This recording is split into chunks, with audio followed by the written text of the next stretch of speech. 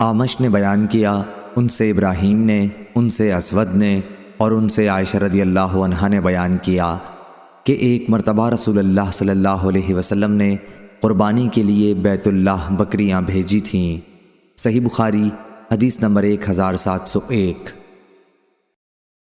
اعمش نے بیان کیا، ان سے ابراہیم نے، ان سے اسود نے اور ان سے عائشہ رضی اللہ عنہا نے کہ میں نبی کریم صلی اللہ علیہ وسلم کے قربانی کے جانوروں کے لیے قلادے خود بٹا کرتی تھی۔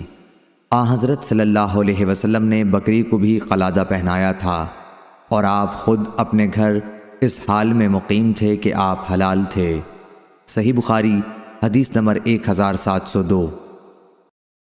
حماد نے بیان کیا، ان سے منصور بن معتمر نے، دوسری سند اور ہم سے محمد بن کثیر نے بیان کیا، انہیں سفیان نے خبر دی، انہیں منصور نے، انہیں ابراہیم نے، انہیں اسود نے اور ان سے عائشہ رضی اللہ عنہا نے بیان کیا کہ میں نبی کریم صلی اللہ علیہ وسلم کی بکریوں کے قلادے خود بٹا کرتی تھی۔ حضرت صلی اللہ علیہ وسلم انہیں بیت اللہ کے لیے بھیج دیتے اور خود حلال ہی ہونے کی حالت میں اپنے گھر ٹھہرے رہتے۔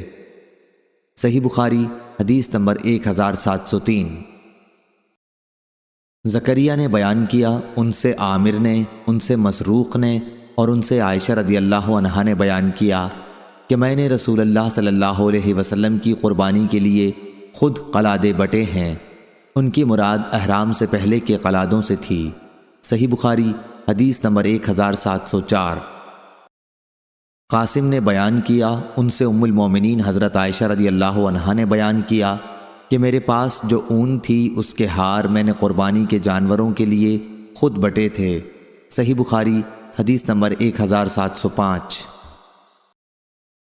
عبد الاعلیٰ نے خبر دی، انہیں معمر نے، انہیں یحییٰ بن ابی کثیر نے، انہیں اکرمہ نے، انہیں ابو ہریرہ رضی اللہ عنہ نے کہ نبی کریم صلی اللہ علیہ وسلم نے ایک آدمی کو دیکھا کہ وہ قربانی کا اونٹ لیے جا رہا ہے۔ آپ نے فرمایا کہ اس پر سوار ہو جا۔ اس نے کہا کہ یہ تو قربانی کا ہے، تو آپ نے پھر فرمایا کہ سوار ہو جا۔ ابو ہریرہ رضی اللہ عنہ نے کہا کہ پھر میں نے دیکھا کہ وہ اس پر سوار ہے اور نبی کریم صلی اللہ علیہ وسلم کے ساتھ چل رہا ہے اور جوتے کا ہار اس اونٹ کی گردن میں ہے۔ اس روایت کی مطابقت محمد بن بشار نے کی ہے۔ ہم سے عثمان بن عمر نے بیان کیا، ہم کو علی بن مبارک نے خبر دی، انہیں یحییٰ نے، انہیں اکرمہ نے اور انہیں ابو ہریرہ رضی اللہ عنہ نے نبی کریم صلی اللہ علیہ وسلم سے مثل سابق حدیث کے۔ صحیح بخاری حدیث نمبر 1706۔ سفیان نے بیان کیا، ان سے ابن ابی نجیح نے، ان سے مجاہد نے، ان سے عبد الرحمن بن ابی لیلہ نے اور ان سے حضرت علی رضی اللہ عنہ نے بیان کیا کہ مجھے رسول اللہ صلی اللہ علیہ وسلم نے ان قربانی کے جانوروں کے جھول اور ان کے چمڑے کو صدقہ کرنے کا حکم دیا تھا جن کی قربانی میں نے کر دی تھی۔ صحیح بخاری حدیث نمبر 1707۔ موسیٰ بن عقبہ نے بیان کیا، ان سے نافع نے کہ ابن عمر رضی اللہ عنہ نے ابن زبیر رضی اللہ عنہ کے عہد خلافت میں حجۃ الحروریہ کے سال حج کا ارادہ کیا تو ان سے کہا گیا کہ لوگوں میں باہم قتل و خون ہونے والا ہے اور ہم کو خطرہ اس کا ہے کہ آپ کو مفسد لوگ حج سے روک دیں۔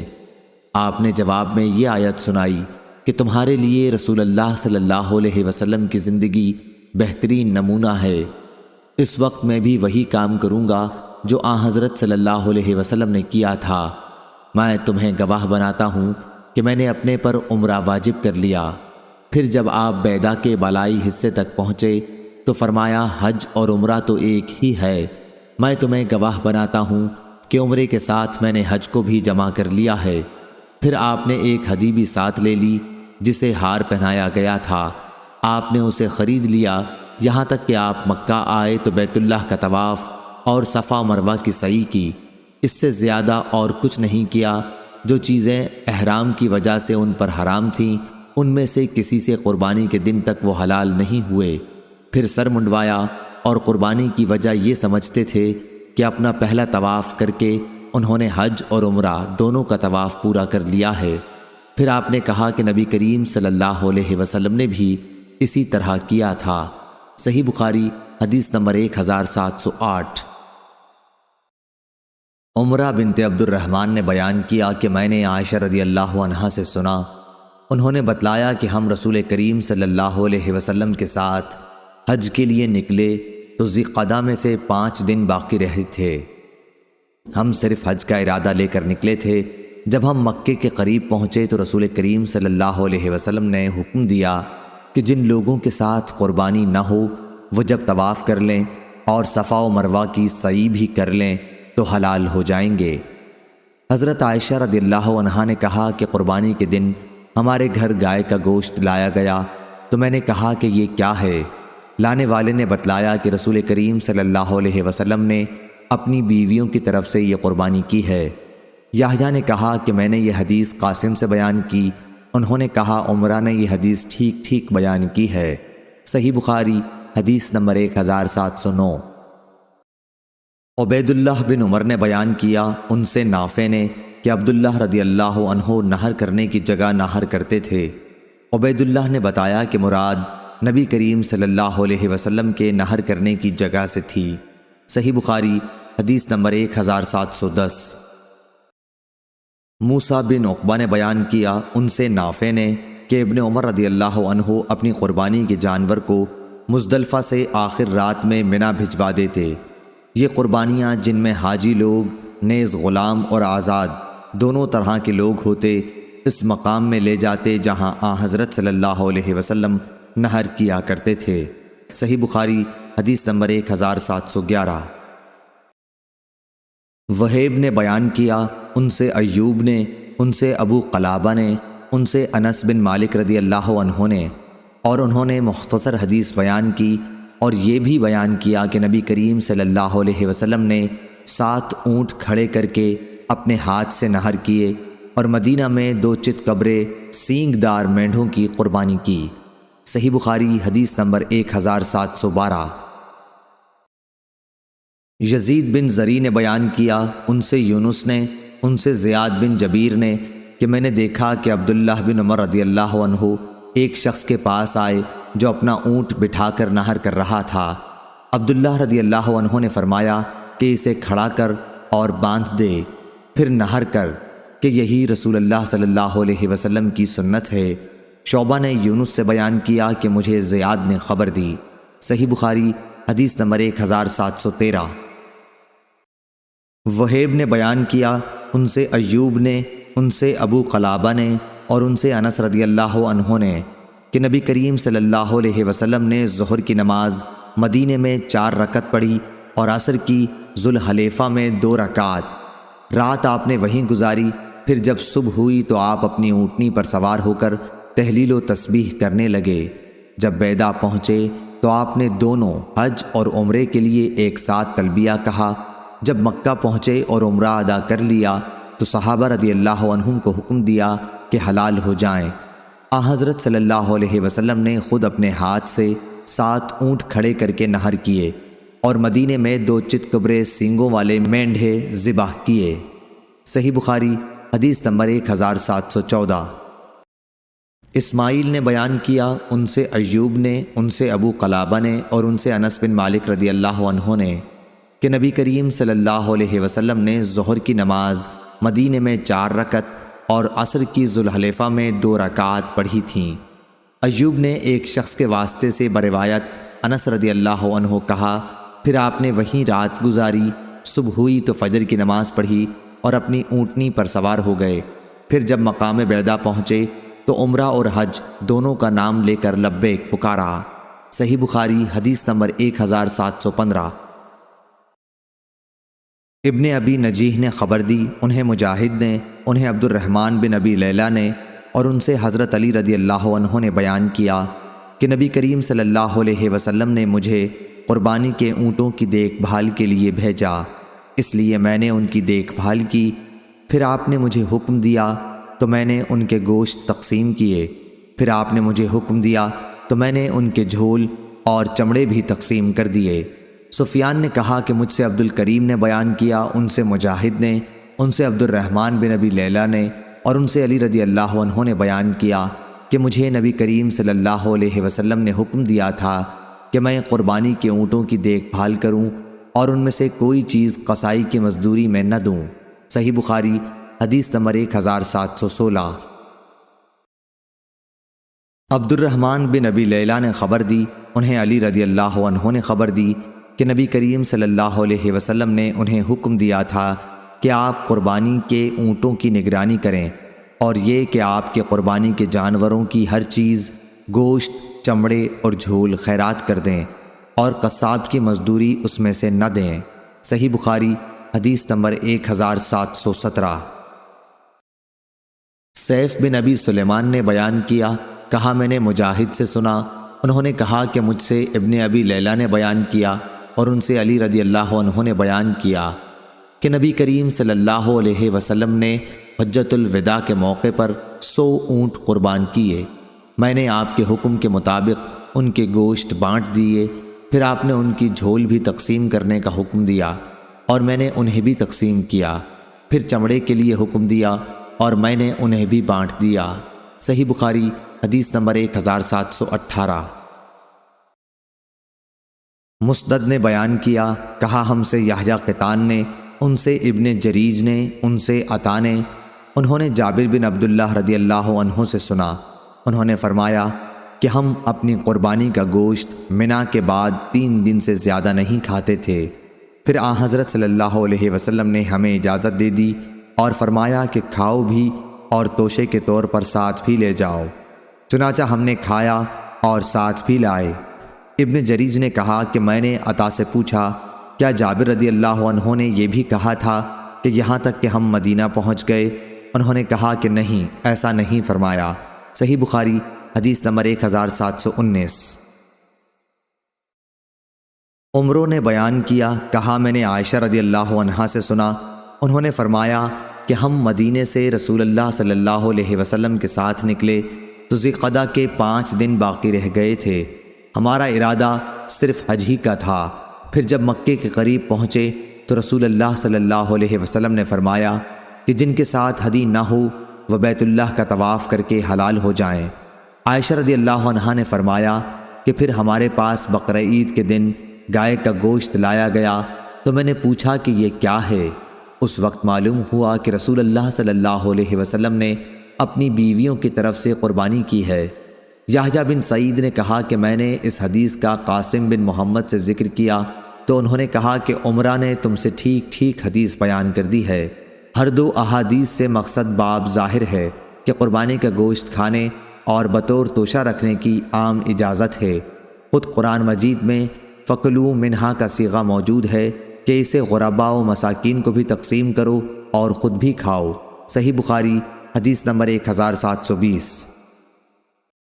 منصور بن زازان نے خبر دی، انہیں عطا بن رباح نے اور ان سے ابن عباس رضی اللہ عنہ نے بیان کیا کہ رسول اللہ صلی اللہ علیہ وسلم سے اس شخص کے بارے میں پوچھا گیا جو قربانی کا جانور ذبح کرنے سے پہلے ہی سر منڈوا لے، تو آپ صلی اللہ علیہ وسلم نے فرمایا کہ کوئی قباحت نہیں، کوئی قباحت نہیں۔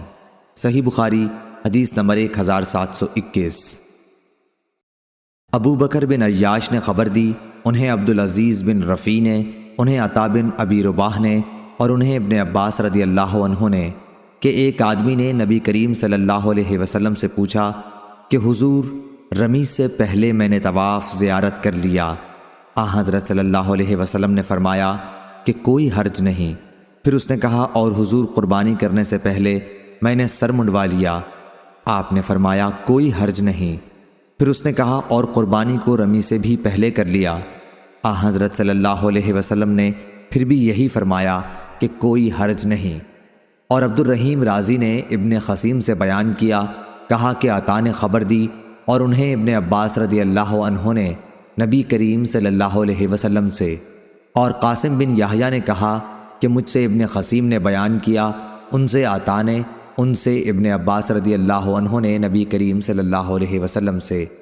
صحیح بخاری حدیث نمبر 1722۔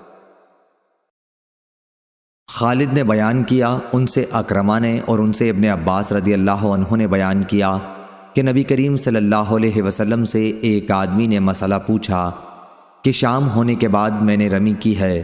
آپ نے فرمایا کوئی حرج نہیں۔ سائل نے کہا قربانی کرنے سے پہلے میں نے سر مڈا لیا۔ حضرت صلی اللہ علیہ وسلم نے فرمایا کہ کوئی حرج نہیں۔ صحیح بخاری حدیث نمبر 1723۔ عثمان نے خبر دی، انہیں شعبہ نے، انہیں قیس بن مسلم نے، انہیں طارق بن شہاب نے، اور ان سے ابو موسیٰ رضی اللہ عنہ نے بیان کیا کہ میں رسول اللہ صلی اللہ علیہ وسلم کی خدمت میں جب حاضر ہوا تو آپ بطحا میں تھے، جو مکے کے قریب ایک جگہ ہے۔ آپ نے پوچھا کیا تو نے حج کی نیت کی ہے؟ میں نے کہا کہ ہاں۔ آپ نے دریافت فرمایا کہ تو نے احرام کس چیز کا باندھا ہے؟ میں نے کہا نبی کریم صلی اللہ علیہ وسلم کے احرام کی طرح احرام باندھا ہے۔ آپ نے فرمایا کہ تو نے اچھا کیا، اب جا۔ چنانچہ مکہ پہنچ کر میں نے بیت اللہ کا طواف کیا اور صفا و مروہ کی سعی کی۔ پھر میں بنو قیس کی ایک خاتون کے پاس آیا اور انہوں نے میرے سر کی جوئیں نکالیں۔ اس کے بعد میں نے حج کی لبیک پکاری۔ اس کے بعد عمر رضی اللہ عنہ کے عہد خلافت تک اسی کا فتویٰ دیتا رہا۔ پھر جب میں نے عمر رضی اللہ عنہ سے اس کا ذکر کیا تو آپ نے فرمایا کہ ہمیں کتاب اللہ پر بھی عمل کرنا چاہیے اور اس میں پورا کرنے کا حکم ہے۔ پھر رسول اللہ صلی اللہ علیہ وسلم کی سنت پر بھی عمل کرنا چاہیے، اور حضرت صلی اللہ علیہ وسلم قربانی سے پہلے حلال نہیں ہوئے تھے۔ صحیح بخاری حدیث نمبر 1724۔ امام مالک نے خبر دی، انہیں نافع نے، انہیں ابن عمر رضی اللہ عنہ نے کہ حفصہ رضی اللہ عنہا نے عرض کی یا رسول اللہ صلی اللہ علیہ وسلم، کیا وجہ ہوئی کہ اور لوگ تو عمرہ کر کے حلال ہو گئے اور آپ نے عمرہ کر لیا اور حلال نہ ہوئے؟ رسول اللہ صلی اللہ علیہ وسلم نے فرمایا کہ میں نے اپنے سر کے بال جما لیے تھے اور قربانی کے گلے میں قلادہ پہنا کر میں اپنے ساتھ لایا ہوں، اس لیے جب تک میں نہر نہ کر لوں گا میں احرام نہیں کھولوں گا۔ صحیح بخاری حدیث نمبر 1725۔ شعیب بن ابی حمزہ نے خبر دی، ان سے نافع نے بیان کیا کہ ابن عمر رضی اللہ عنہ فرمایا کرتے تھے کہ رسول اللہ صلی اللہ علیہ وسلم نے حجۃ الوداع کے موقع پر اپنا سر مڈایا تھا۔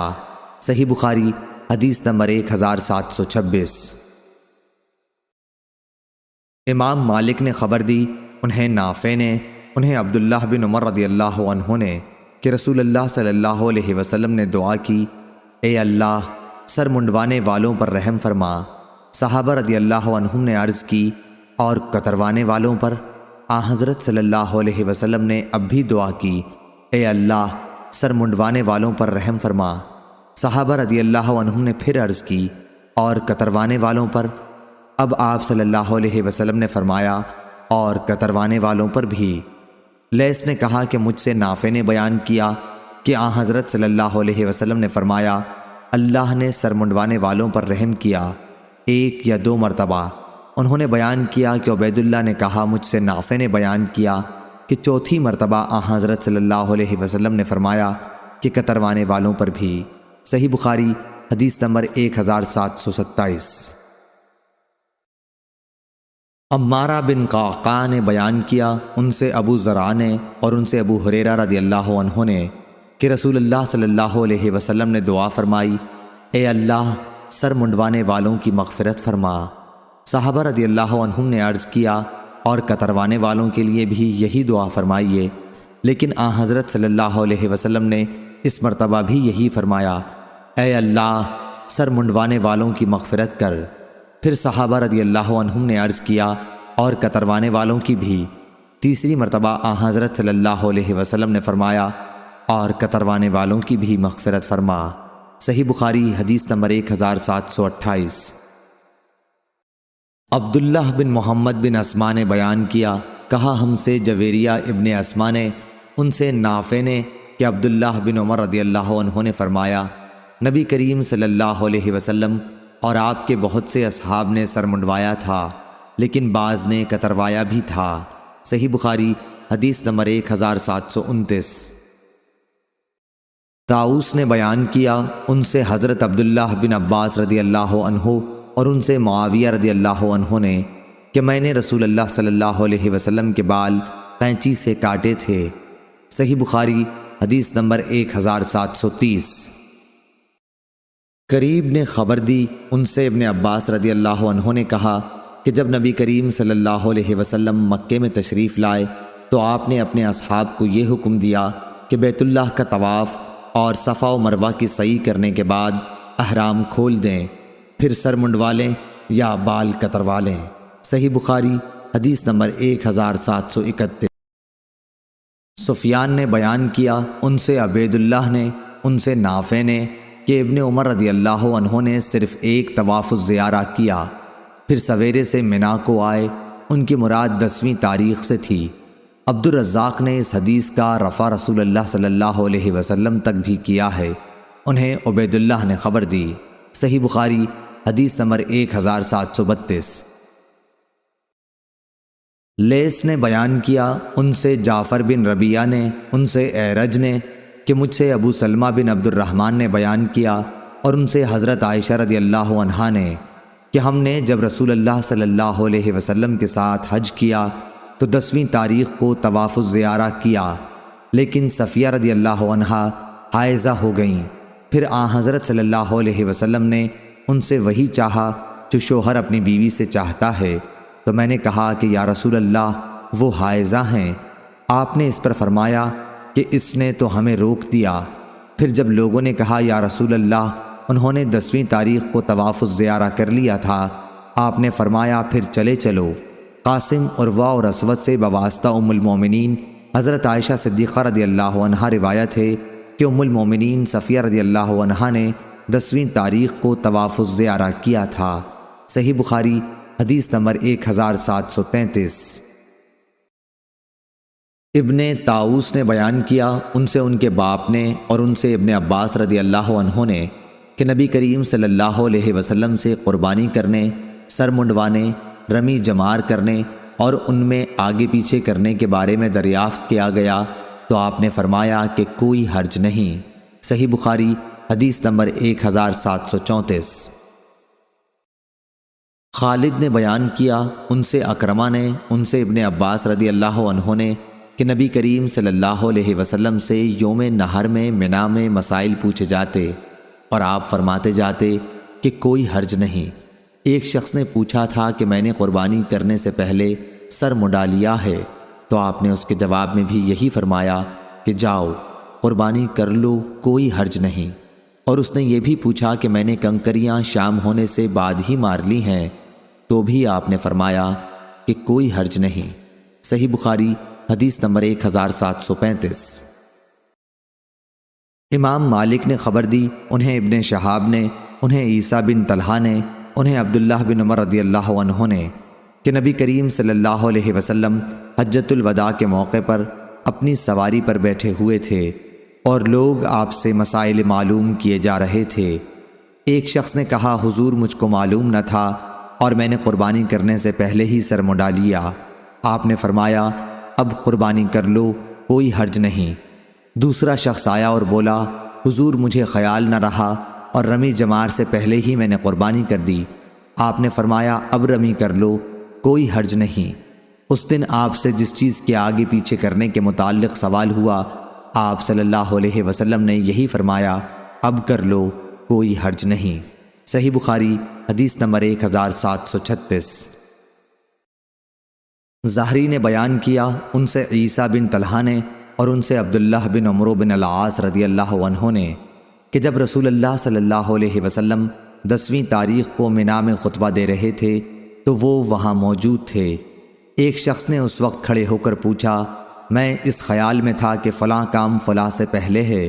پھر دوسرا کھڑا ہوا اور کہا کہ میرا خیال تھا کہ فلاں کام فلاں سے پہلے ہے، چنانچہ میں نے قربانی سے پہلے سر منڈا لیا، رمی جمار سے پہلے قربانی کر لی اور مجھے اس میں شک ہوا، تو نبی اکرم صلی اللہ علیہ وسلم نے فرمایا اب کر لو، ان سب میں کوئی حرج نہیں۔ اسی طرح کے دوسرے سوالات بھی آپ سے کیے گئے، آپ صلی اللہ علیہ وسلم نے ان سب کے جواب میں یہی فرمایا کہ کوئی حرج نہیں، اب کر لو۔ صحیح بخاری حدیث نمبر 1737۔ یعقوب بن ابراہیم نے خبر دی، ان سے میرے والد نے بیان کیا، ان سے صالح نے، ان سے ابن شہاب نے اور ان سے عیسیٰ بن طلحہ بن عبید اللہ نے بیان کیا، انہوں نے عبداللہ بن عمرو بن عاص رضی اللہ عنہ سے سنا، انہوں نے بتلایا کہ رسول اللہ صلی اللہ علیہ وسلم اپنی سواری پر سوار ہو کر ٹھہرے رہے، پھر پوری حدیث بیان کی۔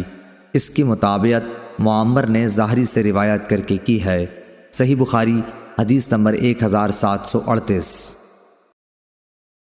اکرمہ نے بیان کیا اور ان سے حضرت عبداللہ بن عباس رضی اللہ عنہ نے کہ 10ویں تاریخ کو رسول کریم صلی اللہ علیہ وسلم نے منا میں خطبہ دیا۔ خطبے میں آپ صلی اللہ علیہ وسلم نے پوچھا، لوگو آج کون سا دن ہے؟ لوگ بولے یہ حرمت کا دن ہے۔ آپ صلی اللہ علیہ وسلم نے پھر پوچھا، اور یہ شہر کون سا ہے؟ لوگوں نے کہا یہ حرمت کا شہر ہے۔ آپ صلی اللہ علیہ وسلم نے پوچھا، یہ مہینہ کون سا ہے؟ لوگوں نے کہا یہ حرمت کا مہینہ ہے۔ پھر آپ صلی اللہ علیہ وسلم نے فرمایا، بس تمہارا خون، تمہارے مال اور تمہاری عزت ایک دوسرے پر اسی طرح حرام ہے جیسے اس دن کی حرمت، اس شہر اور اس مہینے کی حرمت ہے۔ اس کلمے کو آپ صلی اللہ علیہ وسلم نے کئی بار دہرایا اور پھر آسمان کی طرف سر اٹھا کر کہا، اے اللہ، کیا میں نے تیرا پیغام پہنچا دیا؟ اے اللہ، کیا میں نے پہنچا دیا؟ حضرت عبداللہ بن عباس رضی اللہ عنہ نے بتلایا کہ اس ذات کی قسم جس کے ہاتھ میں میری جان ہے، حضرت صلی اللہ علیہ وسلم کی یہ وصیت اپنی تمام امت کے لیے ہے کہ حاضر اور جاننے والے، غائب اور ناواقف لوگوں کو اللہ کا پیغام پہنچا دیں۔ آپ صلی اللہ علیہ وسلم نے پھر فرمایا، دیکھو میرے بعد ایک دوسرے کی گردن مار کر کافر نہ بن جانا۔ صحیح بخاری حدیث نمبر 1739۔ عمروں نے خبر دی، کہا کہ میں نے جابر بن زید سے سنا، انہوں نے کہا کہ میں نے ابن عباس رضی اللہ عنہ سے سنا، آپ نے بتلایا کہ میدان عرفات میں رسول کریم صلی اللہ علیہ وسلم کا خطبہ میں نے خود سنا تھا۔ اس کی مطابقت ابن عینہ نے عمروں سے کی ہے۔ صحیح بخاری حدیث نمبر 1740۔ محمد بن سیرین نے کہا کہ مجھے عبد الرحمن بن ابی بکرہ نے اور ایک اور شخص نے جو میرے نزدیک عبد الرحمن سے بھی افضل ہے، یعنی حمید بن عبد الرحمن نے خبر دی کہ ابو بکرہ رضی اللہ عنہ نے بتلایا کہ نبی کریم صلی اللہ علیہ وسلم نے 10ویں تاریخ کو منا میں خطبہ سنایا۔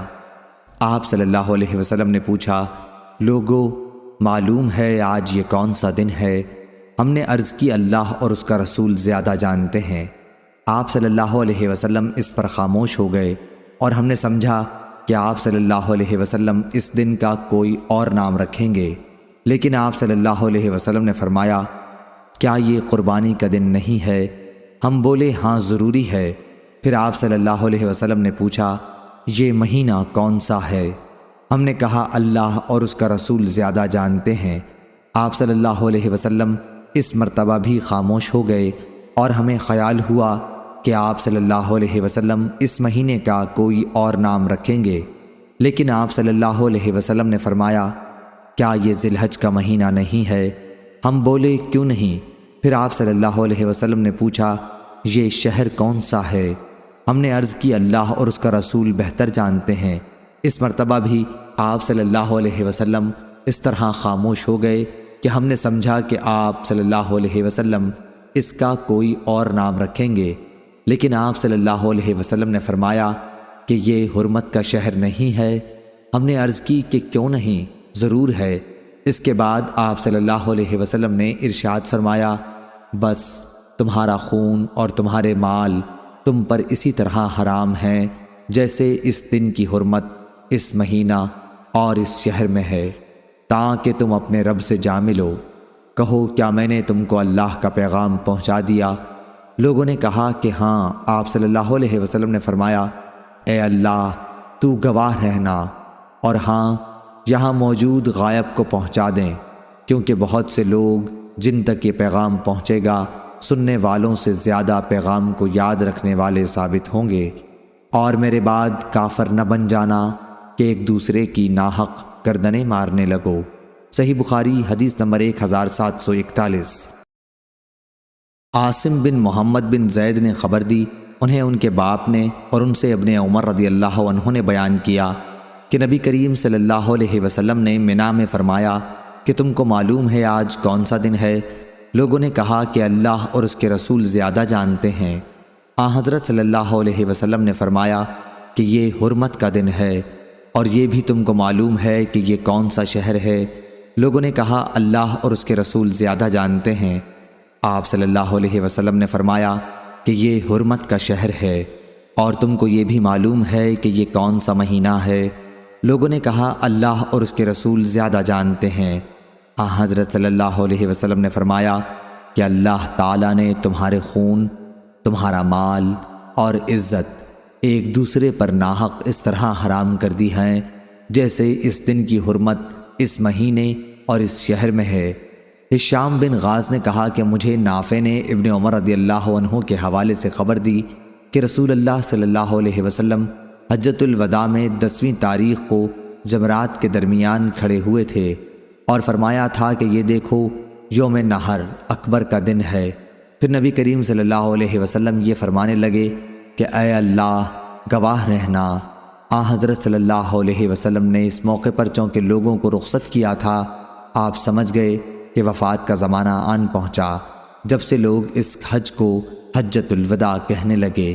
صحیح بخاری حدیث نمبر 1742۔ محمد بن عبید بن میمون نے بیان کیا، انہوں نے کہا کہ ہم سے عیسیٰ بن یونس نے، ان سے عبید اللہ نے، ان سے نافع نے اور ان سے ابن عمر رضی اللہ عنہ نے کہ نبی کریم صلی اللہ علیہ وسلم نے اجازت دی۔ صحیح بخاری حدیث نمبر 1743۔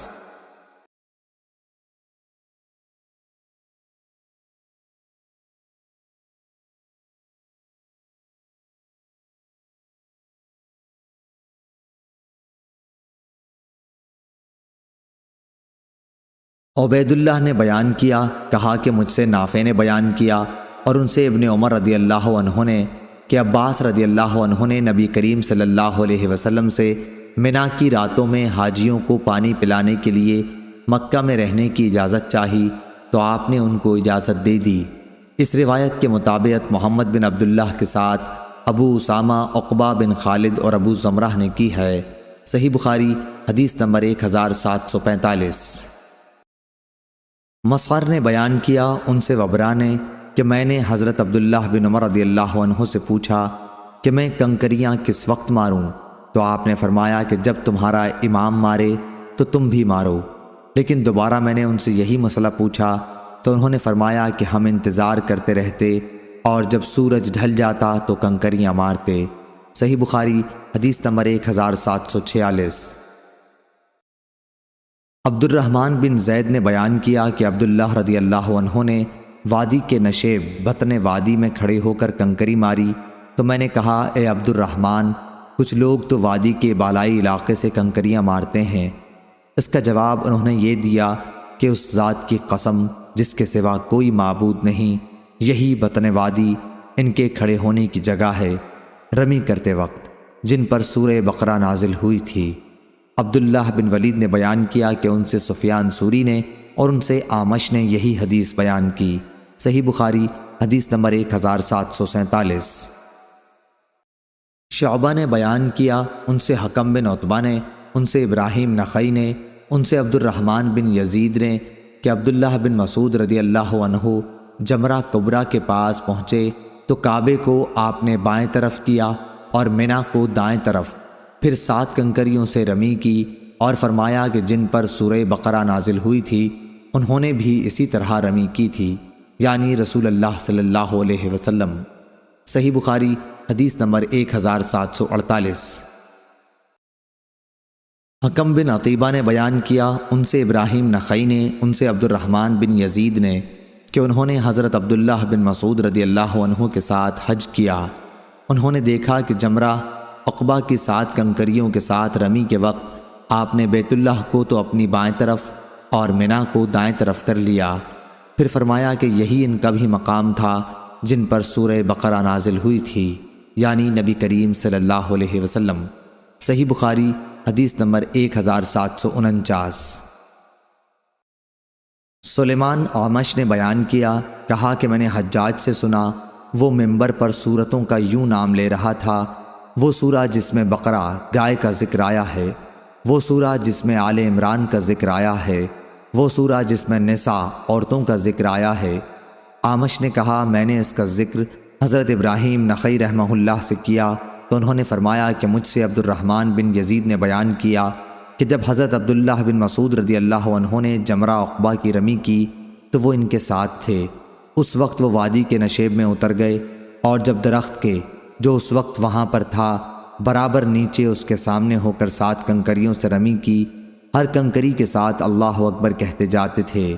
پھر فرمایا قسم ہے اس کی جس ذات کے سوا کوئی معبود نہیں، یہیں وہ ذات بھی کھڑی ہوئی تھی جس پر سورہ بقرہ نازل ہوئی۔ صحیح بخاری حدیث نمبر 1750۔ یونس نے ظاہری سے بیان کیا، ان سے سالم نے کہ حضرت عبداللہ بن عمر رضی اللہ عنہ پہلے جمرہ کی رمی 7 کنکریوں کے ساتھ کرتے اور ہر کنکری پر اللہ اکبر کہتے تھے، پھر آگے بڑھتے اور ایک نرم ہموار زمین پر پہنچ کر قبلہ رخ کھڑے ہو جاتے۔ اسی طرح دیر تک کھڑے دونوں ہاتھ اٹھا کر دعا کرتے، پھر جمرہ وسطیٰ کی رمی کرتے، پھر بائیں طرف بڑھتے اور ایک ہموار زمین پر قبلہ رخ ہو کر کھڑے ہو جاتے۔ یہاں بھی دیر تک کھڑے کھڑے دونوں ہاتھ اٹھا کر دعائیں کرتے رہتے۔ اس کے بعد والے نشیب سے جمرہ عقبہ کی رمی کرتے۔ اس کے بعد آپ کھڑے نہ ہوتے بلکہ واپس چلے آتے اور فرماتے کہ میں نے نبی کریم صلی اللہ علیہ وسلم کو اسی طرح کرتے دیکھا تھا۔ صحیح بخاری حدیث نمبر 1751۔ سالم بن عبداللہ نے بیان کیا کہ عبداللہ بن عمر رضی اللہ عنہ پہلے جمرہ کی رمی 7 کنکریوں کے ساتھ کرتے اور ہر کنکری پر اللہ اکبر کہتے تھے۔ اس کے بعد آگے بڑھتے اور ایک نرم ہموار زمین پر قبلہ رخ کھڑے ہو جاتے، دعائیں کرتے رہتے اور دونوں ہاتھوں کو اٹھاتے، پھر جمرہ وسطیٰ کی رمی بھی اسی طرح کرتے اور بائیں طرف آگے بڑھ کر ایک نرم زمین پر قبلہ رخ کھڑے ہو جاتے، بہت دیر تک اسی طرح کھڑے ہو کر دعائیں کرتے رہتے، پھر جمرہ عقبہ کی رمی بطن وادی سے کرتے، لیکن وہاں ٹھہرتے نہیں تھے۔ آپ فرماتے تھے کہ میں نے رسول اللہ صلی اللہ علیہ وسلم کو اسی طرح کرتے دیکھا ہے۔ صحیح بخاری حدیث نمبر 1752۔ یونس نے خبر دی اور انہیں ظاہری نے کہ رسول کریم صلی اللہ علیہ وسلم جب اس جمرہ کی رمی کرتے جو منا کی مسجد کے نزدیک ہے تو 7 کنکریوں سے رمی کرتے اور ہر کنکری کے ساتھ تکبیر کہتے، پھر آگے بڑھتے اور قبلہ رخ کھڑے ہو کر دونوں ہاتھ اٹھا کر دعائیں کرتے تھے۔ پھر یہاں آپ صلی اللہ علیہ وسلم بہت دیر تک کھڑے رہتے تھے، پھر جمرہ ثانیہ وسطیٰ کے پاس آتے، یہاں بھی 7 کنکریوں سے رمی کرتے اور ہر کنکری کے ساتھ اللہ اکبر کہتے، پھر بائیں طرف نالے کے قریب اتر جاتے اور وہاں بھی قبلہ رخ کھڑے ہوتے اور ہاتھوں کو اٹھا کر دعا کرتے رہتے، پھر جمرہ عقبہ کے پاس آتے اور یہاں بھی 7 کنکریوں سے رمی کرتے اور ہر کنکری کے ساتھ اللہ اکبر کہتے۔ اس کے بعد واپس ہو جاتے، یہاں آپ دعا کے لیے ٹھہرتے نہیں تھے۔ ظاہری نے کہا کہ میں نے سالم سے سنا، وہ بھی اسی طرح اپنے والد ابن عمر رضی اللہ عنہ سے نبی کریم صلی اللہ علیہ وسلم کی حدیث بیان کرتے تھے، اور یہ کہ حضرت عبداللہ بن عمر رضی اللہ عنہ خود بھی اسی طرح کیا کرتے تھے۔ صحیح بخاری حدیث نمبر 1753۔ عبد الرحمن بن قاسم نے بیان کیا کہ میں نے حضرت عائشہ رضی اللہ عنہا سے سنا، وہ فرماتی تھیں کہ میں نے خود اپنے ہاتھوں سے رسول اللہ صلی اللہ علیہ وسلم کے جب آپ صلی اللہ علیہ وسلم نے احرام باندھنا چاہا خوشبو لگائی تھی۔ اس طرح احرام کھولتے وقت بھی جب آپ صلی اللہ علیہ وسلم نے طواف الزیارہ سے پہلے احرام کھولنا چاہا تھا، آپ نے ہاتھ پھیلا کر خوشبو لگانے کی کیفیت بتائی۔ صحیح بخاری حدیث نمبر 1754۔ سفیان بن عینہ نے بیان کیا، ان سے ابن طاؤس نے، ان سے ان کے والد نے اور ان سے ابن عباس رضی اللہ عنہ نے بیان کیا کہ لوگوں کو اس کا حکم تھا کہ ان کا آخری وقت بیت اللہ کے ساتھ ہو، یعنی طواف وداع کریں، البتہ حائضہ سے یہ معاف ہو گیا تھا۔ صحیح بخاری حدیث نمبر 1755۔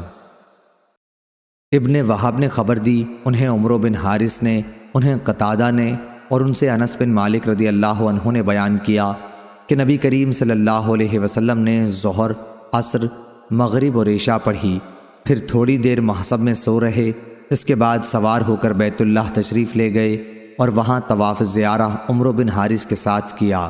صحیح بخاری حدیث نمبر 1756۔ امام مالک نے خبر دی، انہیں عبد الرحمن بن قاسم نے، انہیں ان کے والد نے اور انہیں حضرت عائشہ رضی اللہ عنہا نے کہ نبی کریم صلی اللہ علیہ وسلم کی زوجہ مطہرہ صفیہ بنت حی رضی اللہ عنہا حجۃ الوداع کے موقع پر حائضہ ہو گئیں، تو میں نے اس کا ذکر حضرت صلی اللہ علیہ وسلم سے کیا۔ آپ صلی اللہ علیہ وسلم نے فرمایا کہ پھر تو یہ ہمیں روکیں گی۔ لوگوں نے کہا کہ انہوں نے طواف افاضہ کر لیا ہے، تو آپ صلی اللہ علیہ وسلم نے فرمایا کہ پھر کوئی فکر نہیں۔ صحیح بخاری حدیث نمبر 1757۔ ابو نعمان نے بیان کیا کہ ان سے حماد نے، ان سے ایوب نے، ان سے اکرمہ نے کہ مدینے کے لوگوں نے ابن عباس رضی اللہ عنہ سے ایک عورت کے متعلق پوچھا کہ جو طواف کرنے کے بعد حائضہ ہو گئی تھیں۔ آپ نے انہیں بتایا کہ انہیں ٹھہرنے کی ضرورت نہیں بلکہ چلی جائیں، لیکن پوچھنے والوں نے کہا ہم ایسا نہیں کریں گے کہ آپ کی بات پر عمل تو کریں اور زید بن ثابت رضی اللہ عنہ کی بات چھوڑ دیں۔ ابن عباس رضی اللہ عنہ نے فرمایا کہ جب تم مدینہ پہنچ جاؤ تو یہ مسئلہ وہاں اکابر صحابہ رضی اللہ عنہم سے پوچھنا۔ چنانچہ جب یہ لوگ مدینہ آئے تو پوچھا۔ جن اکابر سے پوچھا گیا تھا ان میں سلیم رضی اللہ عنہا بھی تھیں، اور انہوں نے ان کے جواب میں وہی صفیہ رضی اللہ عنہا کی حدیث بیان کی۔ اس حدیث کو خالد اور قتادہ نے بھی اکرمہ سے روایت کیا ہے۔ صحیح بخاری حدیث نمبر 1758، 1759۔ ابن طاؤس نے بیان کیا، ان سے ان کے باپ نے اور ان سے ابن عباس رضی اللہ عنہ نے بیان کیا کہ عورت کو اس کی اجازت ہے کہ اگر وہ طواف افاضہ، طواف زیارت کر چکی ہو اور پھر طواف وداع سے پہلے حیض آ جائے تو اپنے گھر واپس چلی جائے۔ صحیح بخاری حدیث نمبر 1760۔ کہا میں نے ابن عمر کو کہتے سنا کہ اس عورت کے لیے واپسی نہیں۔ اس کے بعد میں نے ان سے سنا آپ فرماتے تھے کہ نبی کریم صلی اللہ علیہ وسلم نے عورتوں کو اس کی اجازت دی ہے۔ صحیح بخاری حدیث نمبر 1761۔ ابو عوانہ نے بیان کیا، ان سے منصور نے، ان سے ابراہیم نخعی نے، ان سے اسود نے اور ان سے حضرت عائشہ رضی اللہ عنہا نے بیان کیا کہ ہم نبی کریم صلی اللہ علیہ وسلم کے ساتھ نکلے، ہماری نیت حج کے سوا اور کچھ نہ تھی۔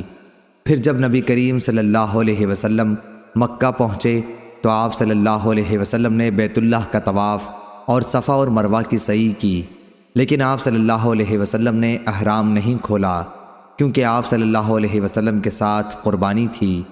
آپ صلی اللہ علیہ وسلم کے ساتھ آپ کی بیویوں نے اور دیگر اصحاب نے بھی طواف کیا، اور جن کے ساتھ قربانی نہیں تھی انہوں نے اس طواف و سعی کے بعد احرام کھول دیا، لیکن حضرت عائشہ رضی اللہ عنہا حائضہ ہو گئی تھیں۔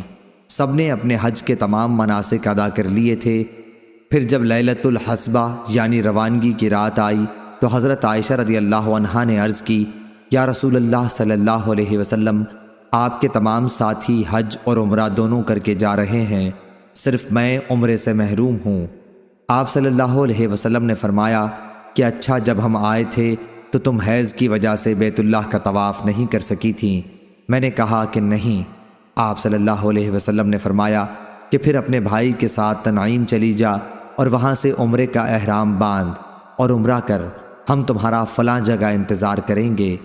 چنانچہ میں اپنے بھائی عبد الرحمن کے ساتھ تنعیم گئی اور وہاں سے احرام باندھا۔ اسی طرح صفیہ بنت حی رضی اللہ عنہا بھی حائضہ ہو گئی تھیں۔ نبی کریم صلی اللہ علیہ وسلم نے انہیں از راہ محبت فرمایا، اقری حلقی، تو ہمیں روک لے گی؟ کیا تو نے قربانی کے دن طواف و زیارت نہیں کیا تھا؟ وہ بولیں کہ کیا تھا۔ اس پر آپ صلی اللہ علیہ وسلم نے فرمایا کہ پھر کوئی حرج نہیں، چلی چلو۔ میں جب آپ صلی اللہ علیہ وسلم تک پہنچی تو آپ صلی اللہ علیہ وسلم مکے کے بالائی علاقے پر چڑھ رہے تھے اور میں اتر رہی تھی، یا یہ کہا کہ میں چڑھ رہی تھی اور حضور صلی اللہ علیہ وسلم اتر رہے تھے۔ مسند کی روایت میں رسول اللہ صلی اللہ علیہ وسلم کے کہنے پر ہاں کے بجائے نہیں ہے۔ اس کی مطابقت جریر نے منصور کے واسطے سے نہیں کے ذکر میں کی ہے۔ صحیح بخاری حدیث نمبر 1762۔ عبدالعزیز بن رفیع نے بیان کیا کہ میں نے انس بن مالک رضی اللہ عنہ سے پوچھا، مجھے وہ حدیث بتائیے جو آپ کو رسول اللہ صلی اللہ علیہ وسلم سے یاد ہو کہ انہوں نے 8ویں ذی الحج کے دن ظہر کی نماز کہاں پڑھی تھی؟ انہوں نے کہا منا میں۔ میں نے پوچھا اور روانگی کے دن عصر کہاں پڑھی تھی؟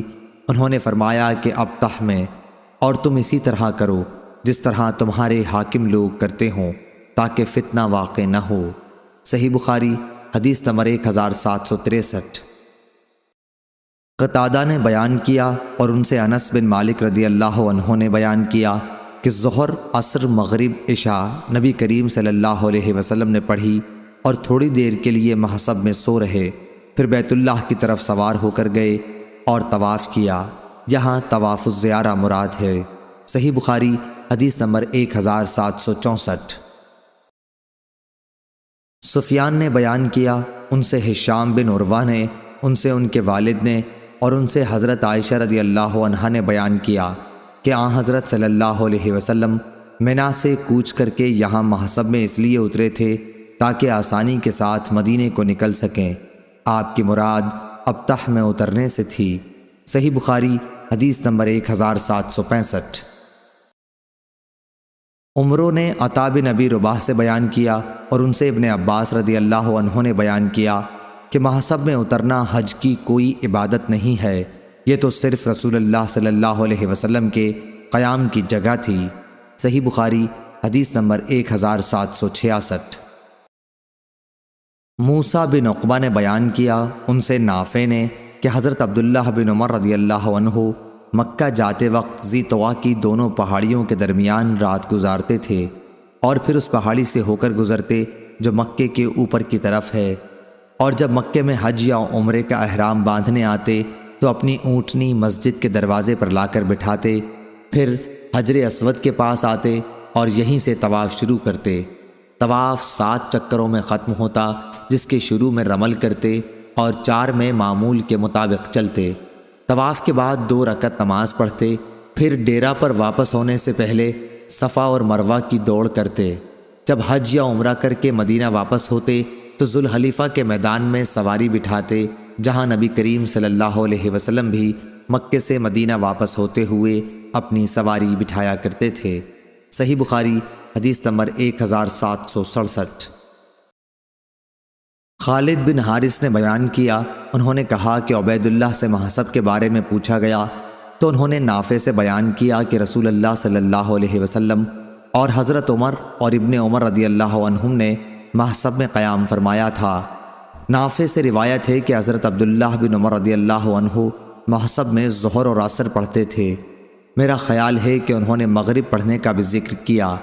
خالد نے بیان کیا کہ عشاء میں مجھے کوئی شک نہیں، اس کے پڑھنے کا ذکر ضرور کیا، پھر تھوڑی دیر کے لیے وہاں سو رہتے۔ نبی کریم صلی اللہ علیہ وسلم سے بھی ایسا ہی مذکور ہے۔ صحیح بخاری حدیث نمبر 1768۔ نافع نے بیان کیا کہ حضرت عبداللہ بن عمر رضی اللہ عنہ جب مدینے سے مکہ آتے تو ذی طوا میں رات گزارتے، اور جب صبح ہوتی تو مکہ میں داخل ہوتے۔ اسی طرح مکہ سے واپسی میں بھی ذی طوا سے گزرتے اور وہیں رات گزارتے، اور فرماتے کہ نبی کریم صلی اللہ علیہ وسلم بھی اسی طرح کرتے تھے۔ صحیح بخاری حدیث نمبر 1769۔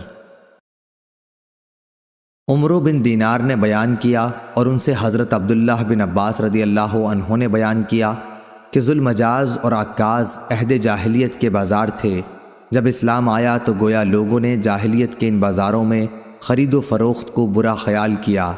اس پر سورہ بقرہ کی یہ آیت نازل ہوئی، تمہارے لیے کوئی حرج نہیں اگر تم اپنے رب کے فضل کی تلاش کرو۔ یہ حج کے زمانے کے لیے تھا۔ صحیح بخاری حدیث نمبر 1770۔ ابراہیم نخعی نے بیان کیا، ان سے اسود نے اور ان سے حضرت عائشہ رضی اللہ عنہا نے بیان کیا کہ مکے سے روانگی کی رات صفیہ رضی اللہ عنہا حائضہ تھیں۔ انہوں نے کہا کہ ایسا معلوم ہوتا ہے کہ میں ان لوگوں کے روکنے کا باعث بن جاؤں گی۔ پھر نبی کریم صلی اللہ علیہ وسلم نے کہا، عقری حلقی، کیا تو نے قربانی کے دن طواف الزیارہ کیا تھا؟ اس نے کہا جی ہاں کر لیا تھا۔ آپ صلی اللہ علیہ وسلم نے فرمایا کہ پھر چلو۔ صحیح بخاری حدیث نمبر 1771۔ آمش نے بیان کیا، ان سے ابراہیم نخعی نے، ان سے اسود نے اور ان سے عائشہ رضی اللہ عنہا نے بیان کیا کہ ہم رسول اللہ صلی اللہ علیہ وسلم کے ساتھ حجۃ الوداع میں مدینہ سے نکلے تو ہماری زبانوں پر صرف حج کا ذکر تھا۔ جب ہم مکہ پہنچ گئے تو آپ صلی اللہ علیہ وسلم نے ہمیں احرام کھول دینے کا حکم دیا۔ افعال عمرہ کے بعد جن کے ساتھ قربانی نہیں تھی، روانگی کی رات صفیہ بنت حی رضی اللہ عنہا حائضہ ہو گئیں۔ حضرت صلی اللہ علیہ وسلم نے اس پر فرمایا، عقری حلقی، ایسا معلوم ہوتا ہے کہ تم ہمیں روکنے کا باعث بنو گی۔ پھر آپ صلی اللہ علیہ وسلم نے پوچھا، کیا قربانی کے دن تم نے طواف الزیارہ کر لیا تھا؟ انہوں نے کہا کہ ہاں۔ اس پر آپ صلی اللہ علیہ وسلم نے فرمایا کہ پھر چلی چلو۔ عائشہ رضی اللہ عنہا نے اپنے متعلق کہا کہ میں نے کہا، یا رسول اللہ صلی اللہ علیہ وسلم، میں نے احرام نہیں کھولا ہے۔ آپ صلی اللہ علیہ وسلم نے فرمایا کہ تم تنعیم سے عمرے کا احرام باندھ لو اور عمرہ کر لو۔ چنانچہ عائشہ رضی اللہ عنہا کے ساتھ ان کے بھائی گئے۔ عائشہ رضی اللہ عنہا نے فرمایا کہ ہم رات کے آخر میں واپس لوٹ رہے تھے کہ آپ صلی اللہ علیہ وسلم سے ملاقات ہوئی۔ آپ صلی اللہ علیہ وسلم نے فرمایا تھا کہ ہم تمہارا انتظار فلاں جگہ کریں گے۔ صحیح بخاری حدیث نمبر 1772۔